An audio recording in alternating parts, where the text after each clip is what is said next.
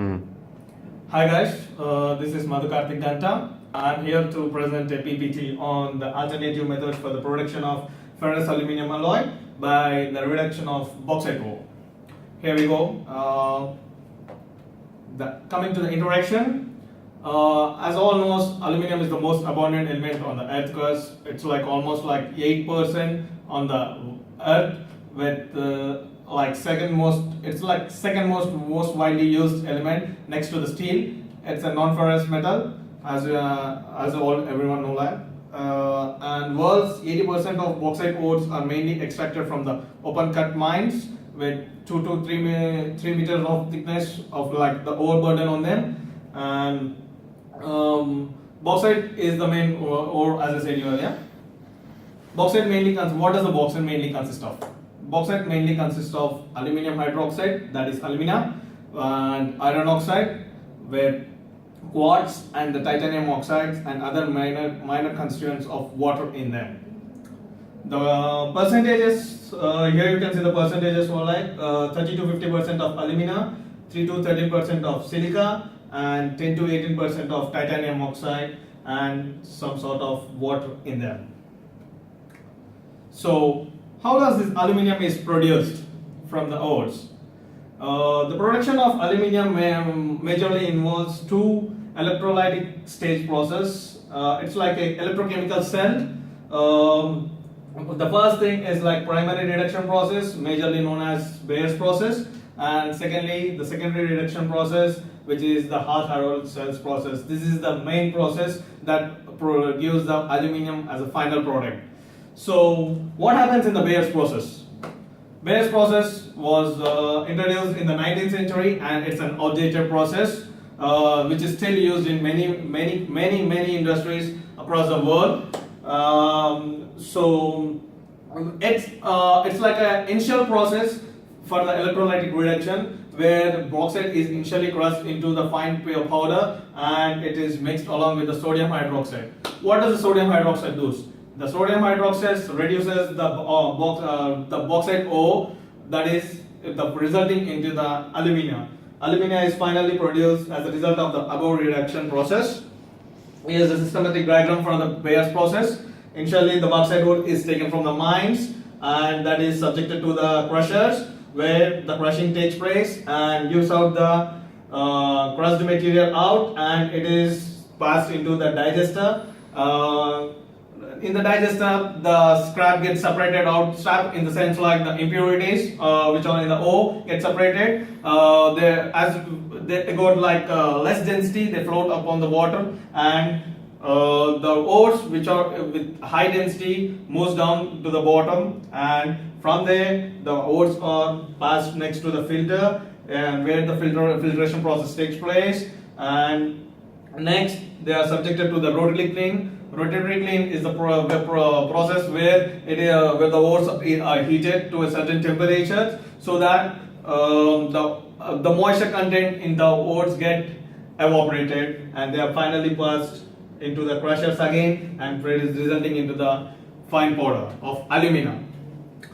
So the Hall-Héroult process is a secondary primary reduction process that follows the primary reduction process. Here you can see the Hall-Héroult cell. It's an electrolytic cell with the carbon anodes, and the steel covering acts as a carbon cathode. Here you can see at the bottom, alumina in the purified form is obtained as a resultant product. And in the what happens in the Hall-Héroult cell? Like the initially obtained alumina is made to react with the cryolite, and resulting into the aluminum and carbon dioxide. So what does this cryolite do? It lowers the electrolytic temperature to 950 degrees centigrade, and CO2 is formed at the anodes as a result of aluminum at the cathode. So why do we choose these alternative methods? Why are they important? So the current electrolytic process is an outdated method which was introduced in the 19th century. It requires a high capital investment, and the cost of production is also very high. So, and even it consumes a high range of voltage for the production of 1 ton of ore, like 188 megajoules per kg for the production of aluminium as a final result, and ejects out mainly the harmful greenhouse gases like chlorofluorocarbons, the carbon dioxide, as a result of the process. So my literature review has been carried out to find out the solutions for the new process to be investigated. Like that showed me like alternative methods for the aluminum production and its alloys are like carbothermal reduction process, where direct carbothermal reduction process and indirect carbothermal reduction process takes place, and secondly the stepwise reduction process, and thirdly the vacuum carbothermal reduction process, and fourth the advanced methods like powder metallurgical process and carbosulfuration routes. So what happens in the carbothermal reduction process? The direct carbothermal reduction process, the carbon is acts as a reductant for the alumina, resulting into the alumina and the carbon monoxide, and it's a solid state process and takes place at a very high range of temperature. Later the carbon was replaced by the graphite and carried out in a vacuum medium to avoid the inclusions formed in the final product. So indirect carbothermal reduction process. In this process, alumina is first reduced to the intermetallic aluminum compounds, and that is followed by thermal dissociation and thermal disproportionation, or like electrolysis. So what happens in the indirect carbothermal reduction? Like carbochlorination, carbonitridation, carbosulfuration. And the carbochlorination, alumina is made to reduce with the chlorine, forming the chlorine intermetallic compounds. In the carbonitration, alumina is reduced with the nitrogen gas in the presence of carbon to give the aluminum nitrate and the carbon monoxide. And in the carbosulfuration, Al2O3 and Al2S3, that is aluminum sulfides, are formed as a result for the final product. So stepwise carbothermal reduction process. This is the advanced method that has been introduced in the 21st century. Like all other oxides present in the bauxite ore get reduced in a sequence manner.